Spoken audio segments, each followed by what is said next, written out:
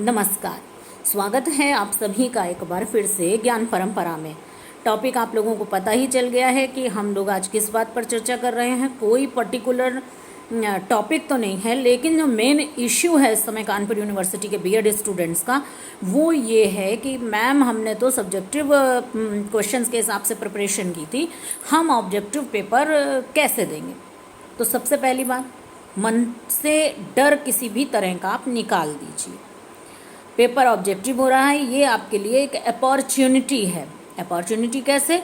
क्योंकि अगर paper objective होता है तो आप उतनी ही मेहनत में अधिक नंबर प्राप्त करने में समर्थ हो सकते हैं। आपका परसेंटेज अच्छा बनेगा, जितने क्वेश्चन सही होंगे उतने पूरे के पूरे नंबर मिल जाएंगे। तो ये तो पॉजिटिव बात है आपके लिए, इसमें कोई नेगेटिव बात है ही नहीं। और रही बात ये कि हमने जो तैयारी की थी तो उसी तैयारी को बस दूसरी दिशा थोड़ी सी देनी पड़ेगी, थोड़ा सा डायरेक्शन चेंज करना पड़ेगा। बाकी आप पूरा पेपर कर ले जाएंगे। और ये जो सवाल हैं क्या होगा, कैसे करेंगे, तो सब कुछ अच्छा होगा और सबके बहुत अच्छे नंबर भी आएंगे। अब एक बात आई कि चलो ऑब्जेक्टिव की बात है कि पेपर फर्स्ट आप करा भी रही हैं, इधर उधर से भी कुछ ना कुछ मिल जा रहा है। हम लोग भी भाई वो हिस्ट्री जैसे से रिलेटेड पेपर है तो उसमें हमें ऑब्जेक्टिव समझ में भी आ रहे हैं, लेकिन जो सेकंड पेपर है, थर्ड पेपर है, फोर्थ पेपर है, उसमें हमारी समझ में काम आ रहा है कि ऑब्जेक्टिव क्वेश्चन कैसे बनेंगे। तीसरी बात आती है, कुछ स्टूडेंट्स ऐसा भी कह रहे हैं कि मैम हमारे घर में कोई समस्या रही है, हमें कुछ नीड थी, हम जॉब कर रहे थे, या हमारे बच्चे छोटे थे, हमने बहुत अच्छे से पढ़ाई नहीं की है, स्कीम आ गई है, अब हम क्या करें।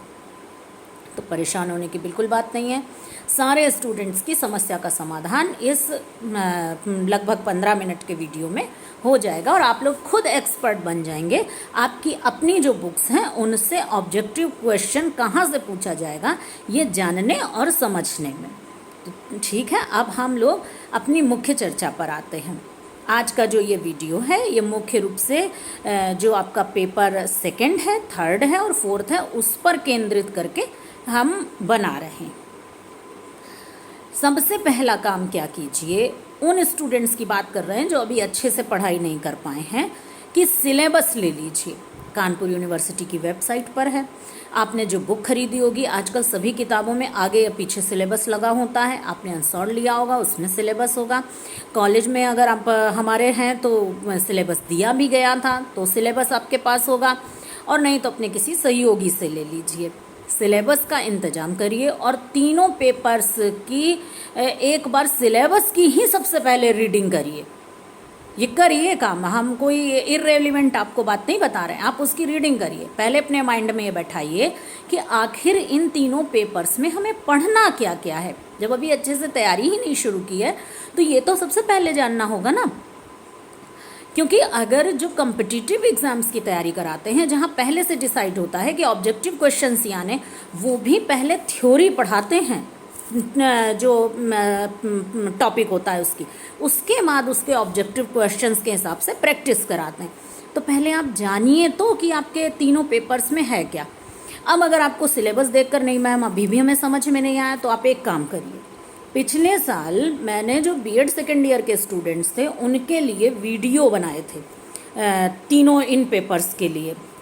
और आप देखिए, आप इस बात को भाई महसूस करेंगे, और मुझे जितना फीडबैक उस समय स्टूडेंट्स का मिला था, क्योंकि कोई मेरा मूड ही नहीं था बनाने का, पर उन्होंने कहा और जब हमने बनाया, जैसी मुझे उनकी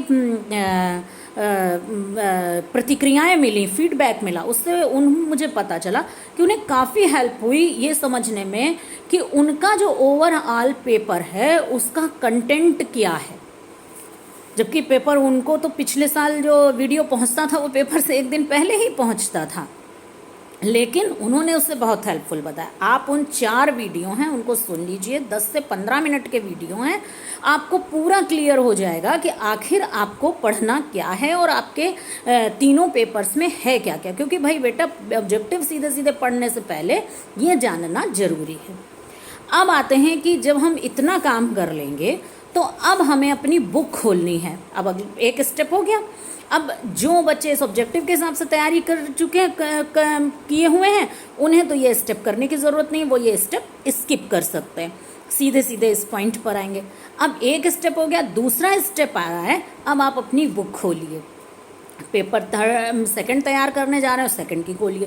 थर्ड तैयार करने जा रहे हो, थर्ड की खोलिए। फोर्थ तैयार करने जा रहे हो, फोर्थ की खोलिए। अब यूनिट के हिसाब से ही, आजकल सिलेबस के हिसाब से ही बुक्स आती हैं। कोई भी ठीक राइटर की आपके पास बुक होनी चाहिए, उसको खोलिए। तो जो आप खोलेंगे बुक, तो जो भी चैप्टर होगा पहला, उसका पहला पैराग्राफ आप देखेंगे तो सबसे पहले आप खोल कर देख लीजिएगा। यही होगा कि यह शब्द इस भाषा से बना है, जो यह जो शब्द है, जैसे कि वह इस शब्द से, मूल शब्द से बना है जो कि इस भाषा का है, और इसका अर्थ ये होता है। फॉर एग्जाम्पल, कल हमने आपको बताया था ना कि मकतब है तो वो कुतुब शब्द से बना है, अरबी भाषा का है, वो स्थान जहाँ लिखना पढ़ना सिखाते हैं। ऐसे ही सारे जो टॉपिक्स हैं उनमें लिखा रहता है, अगर ऐसा कोई उनका ओरिजिनल वर्ड है तो ये आपको याद होना चाहिए। पेंसिल से तुरंत निशान लगा लीजिए और वीडियो के ये पॉइंट्स लिखते जाइए। हम 1 2 3 करके बोलेंगे, हम भी होमवर्क करके आए। ये देखिए पेज हम लिए हुए हैं कि कोई पॉइंट छूटने ना पाए, 1 2 3 करके मैंने लिख रखा है। तो ये पहली चीज़ आपको पढ़नी है, ये पहले ही पैराग्राफ में आपको बुक के मिल जाएगी। चैप्टर के पहले ही पैराग्राफ में बात मिलेगी। जैसे करिकुलम शब्द है, इस शब्द से बना है, ये इस भाषा का शब्द है और इसका अर्थ ये होता है। एडमिनिस्ट्रेशन शब्द है, ये मूल रूप से इस शब्द से बना है, इस भाषा का शब्द है और इसका अर्थ ये होता है। ऐसे ही जितने भी टॉपिक्स हैं उनके चैप्टर्स के फर्स्ट पेज के पर अगर ये चीज़ लिखी है, तुरंत नोट डाउन कर लीजिए बगल में, और इसको याद आपको करना है। नंबर 1 पॉइंट हो गया। नंबर 2 पॉइंट कि ये जो कॉन्सेप्ट है या इससे रिलेटेड जो कॉन्सेप्ट है, ये यहाँ इस फील्ड से आया है। जैसे एजुकेशन में बहुत से कॉन्सेप्ट हैं, कोई मेडिकल के फील्ड से लिया गया है, शिक्षा के क्षेत्र में प्रयोग किया गया, जो कोई सेना के फील्ड से लिया गया है, शिक्षा के क्षेत्र में प्रयोग किया गया, कोई इंडस्ट्री के फील्ड से लिया गया कॉन्सेप्ट है, शिक्षा क्षेत्र में प्रयोग किया गया। तो वो फील्ड भी आप नोट डाउन कर लीजिए। अगर वो कॉन्सेप्ट या उससे रिलेटेड कोई बात किसी बुक में सबसे पहले उल्लेख मिलता है, इस राइटर ने ये कहा है, इस सन में ये आया है, और तो ये चीज़ें भी आपको पता होनी चाहिए। यानी कि अब पहले तो आपने वो शब्द की व्याख्या कर ली, दूसरा आपने उसका फील्ड जाना कि वो किस फील्ड से आया है, और तीसरी चीज़ आई उसकी हिस्टोरिकल बैकग्राउंड। अब तीसरा पॉइंट है हिस्टोरिकल बैकग्राउंड। एडमिनिस्ट्रेशन का जो आपका पेपर है लीडरशिप और मैनेजमेंट वाला, जब उसमें एडमिनिस्ट्रेशन आप देखेंगे तो वहाँ तो हिस्टोरिकल बैकग्राउंड लिखा है एडमिनिस्ट्रेशन की। आपको हिस्टोरिकल बैकग्राउंड ये पढ़नी ही पढ़नी है। उसके कुछ युग हैं जिसमें एडमिनिस्ट्रेशन का डेवलपमेंट डिवाइड है, कि जो ये वैज्ञानिक साइंटिफिक मैनेजमेंट की जो थ्योरी है वो इस युग में चलती थी, उसके जन्मदाता ये हैं, उन्होंने ये बुक दी थी, उसमें दी हुई है, इस सन में आई, ये सब आपको पता होना चाहिए।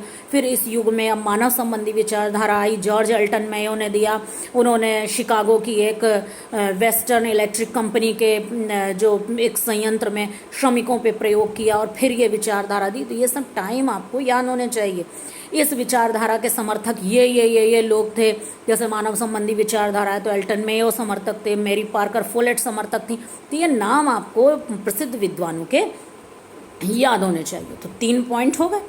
सबसे पहले वो शब्द की व्याख्या, उसकी किस भाषा से है।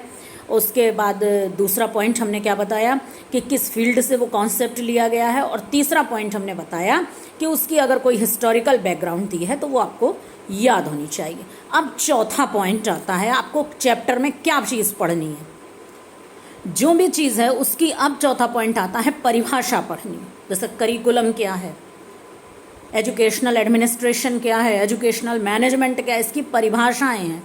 तो अब भैया किताब खोली तो उसमें तो 8 परिभाषाएं दी थी। अब मैडम ये कैसे याद करें, 8 परिभाषाएं भला हम कैसे याद कर पाएंगे। सही बात है, अब इसके लिए तो समय चाहिए था। खैर कोई बात नहीं, 8 परिभाषाएं अपना याद कीजिए।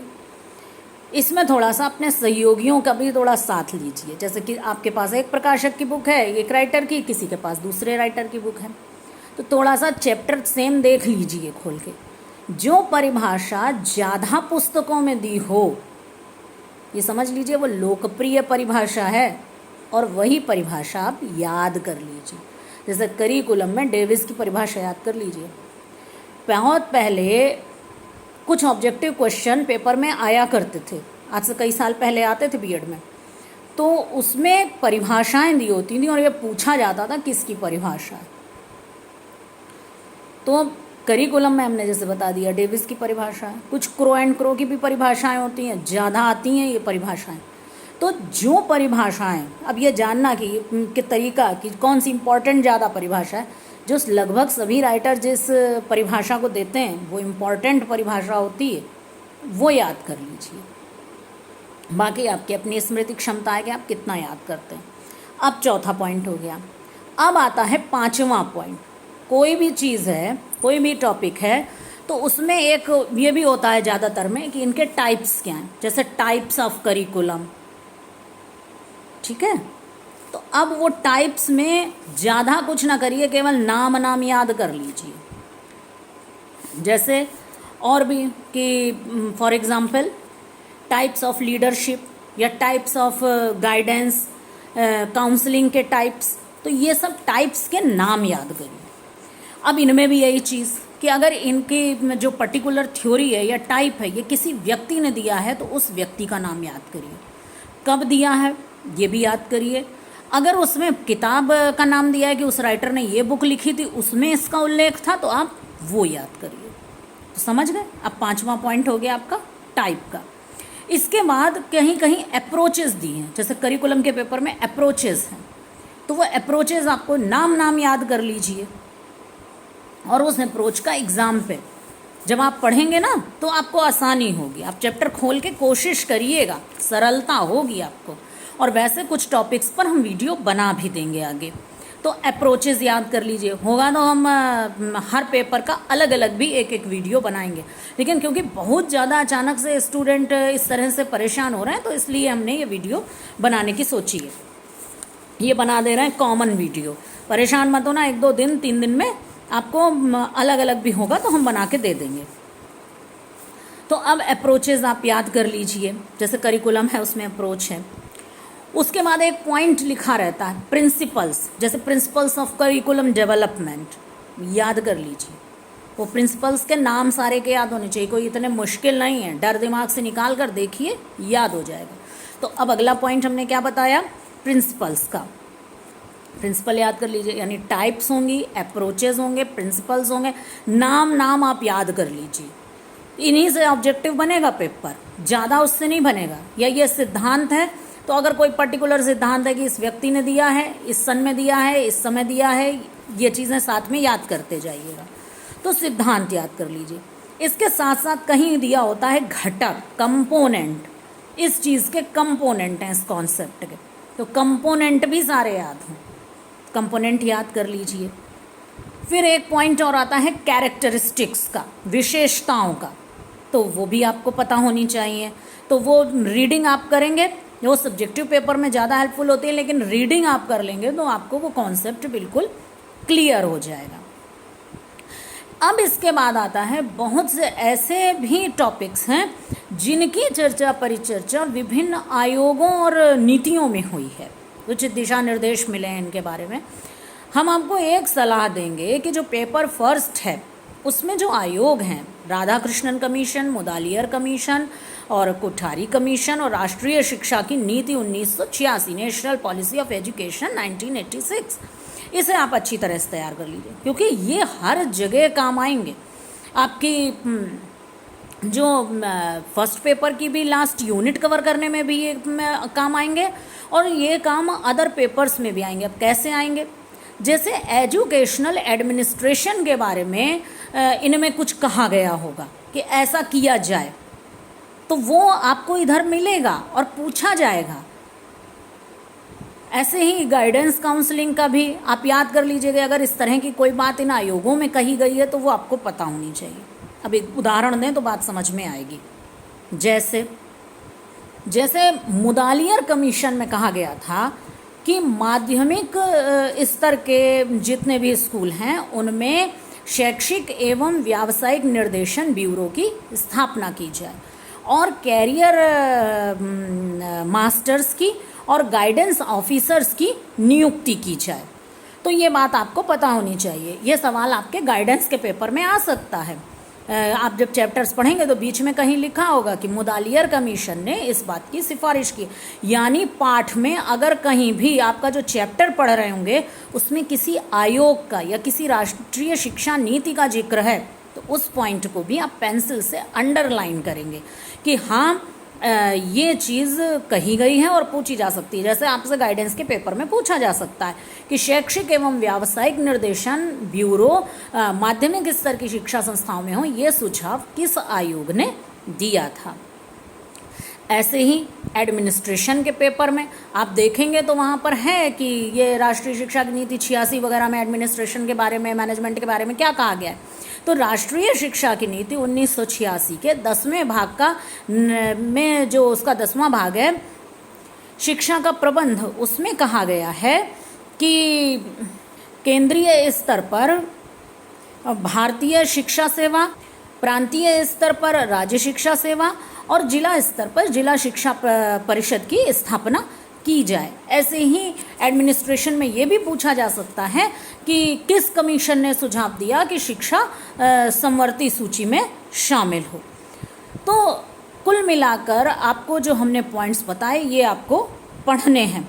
और हाँ, अगर कोई ऐसा मॉडल टाइप है जैसे करिकुलम में है तो जो स्टेप्स होंगे आप उस मॉडल के स्टेप्स भी याद कर लीजिए।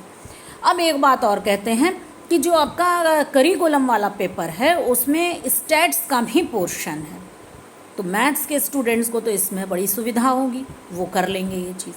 अब आर्ट्स वालों का ये कहना कि हमको नहीं करना आता है या हमें इसमें दिक्कत होगी, आप उसकी थोड़ी सी थ्योरी पढ़ लीजिए। जैसे उसमें मेजर्स ऑफ सेंट्रल टेंडेंसी हैं, आप याद कर लीजिए कि कौन कौन सी केंद्रीय प्रवृत्ति की मापें हैं, सेंट्रल टेंडेंसी के मेजर्स कौन कौन से हैं। इसके साथ आप नाम याद कर लीजिए कि ऐसे ही जो डेविएशन के लिए हैं कि मानक विचलन, माध्य विचलन, ये आप याद कर लीजिए। एनपीसी की विशेषताएं आप याद कर लीजिए, आपका काम चल जाएगा। ये थ्योरी से ही क्वेश्चन बन जाएंगे। इसके अलावा गाइडेंस के पेपर में टेस्ट दिए हुए हैं कुछ साइकोलॉजिकल जिनका यूज़ किया जाता है, तो उनमें से बहुत से ऐसे मशहूर टेस्ट हैं जिन्हें आप फर्स्ट ईयर में पढ़ चुके हैं। उनके टेस्ट के नाम, किसने दिया था, कब दिया था, किस यूज़ में वो टेस्ट आते हैं और किस आयु के स्टूडेंट्स के लिए होते हैं। जैसे पर्सनालिटी की टेस्टिंग के लिए रोर्शा का टेस्ट है, टैट है, थैमेटिक परसेप्शन टेस्ट, तो आपको याद होना चाहिए कि जैसे थैमेटिक परसेप्शन टेस्ट है तो पर्सनालिटी टेस्टिंग के लिए ये यूज़ होता है और इसे मॉर्गन मुर्रे ने दिया था, ये इस आयु वर्ग के स्टूडेंट्स के लिए। और हाँ, अगर इसका कोई इंडियन वर्जन आया है तो वो भी आपको पता होना चाहिए। तो मुझे लगता है कि इस वीडियो को सुनने के बाद आप जान गए होंगे कि चैप्टर जब आपको पढ़ना है तो क्या क्या पढ़ना है। हम एक बार फिर से दोहराते हैं वो सारे पॉइंट्स कि जो आपको पढ़ने हैं। सबसे पहले आप अपना सिलेबस जानिए, सिलेबस की आउटलाइन आप पढ़िए। अगर आप खुद से नहीं पढ़ पा रहे हैं तो जो पिछले साल के 4 वीडियो बने हुए हैं वो 10-15 मिनट के, आप उनको सुन लीजिए, आपको आइडिया लग जाएगा।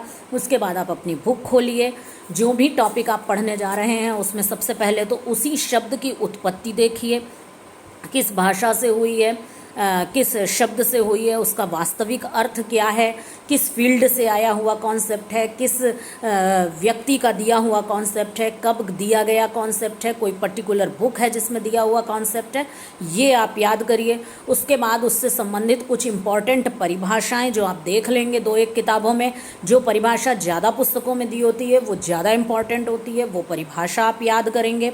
उसके बाद आप पढ़ेंगे अगला पॉइंट कि अगर कोई उसकी हिस्टोरिकल बैकग्राउंड दी हुई है तो आपको पता होना चाहिए कि वो इस संस्था में ये प्रयोग हुआ था, इस संस्था में स्टडी हुई थी, हमने एग्जाम्पल आपको बताया है, वो आप याद करेंगे। उस कॉन्सेप्ट से रिलेटेड जो उसके टाइप्स हैं, आप पहले केवल नाम याद कर लीजिए, पहले आप थोड़ा याद करिए। स्मृति स्तर का जब आप लेवल पार कर लेंगे मेमोरी लेवल का, तो अंडरस्टैंडिंग आपकी स्वाभाविक रूप से विकसित होने लगेगी। तो टाइप्स आप याद कर लीजिए। अगर उस कॉन्सेप्ट की कुछ अप्रोचेस दी हुई हैं, आप वो अप्रोचेस याद कर लीजिए। अगर उस कॉन्सेप्ट से के रिलेटेड कुछ मॉडल्स दिए हैं तो उसके आप स्टेप्स याद कर लीजिए। अगर उस कॉन्सेप्ट के कुछ कंपोनेंट्स दिए हैं, घटक दिए हैं, तो उन घटक के नाम आप नाम बस हाँ भैया आप याद करिए, वो आप याद कर लीजिए। इसके साथ ही साथ अगर कुछ प्रिंसिपल्स या उसके कुछ कैरेक्टरिस्टिक्स दिए हुए हैं, प्रिंसिपल्स दिए हैं, तो उन प्रिंसिपल्स के नाम याद कर लीजिए। कैरेक्टरिस्टिक्स अगर कहीं लिख के कुछ दिया है तो एक बार आप उसकी रीडिंग करिए, क्योंकि फिर वो ज़्यादा हो जाएगा, तो पहले आप सिर्फ उसकी रीडिंग करिए। फिर अगली चीज़ आती है कि अगर किसी आयोग से रिलेटेड कोई जिक्र पूरे पाठ में आपको दिख रहा है तो उसे अंडरलाइन कर लीजिए और याद कर लीजिए कि मुदालियर कमीशन ने इसके संबंध में ये सुझाव दिया या राष्ट्रीय शिक्षा नीति के संबंध में इसके संबंध में ये कहा गया। निश्चित तौर पर पूरा पाठ आपको तैयार हो जाएगा।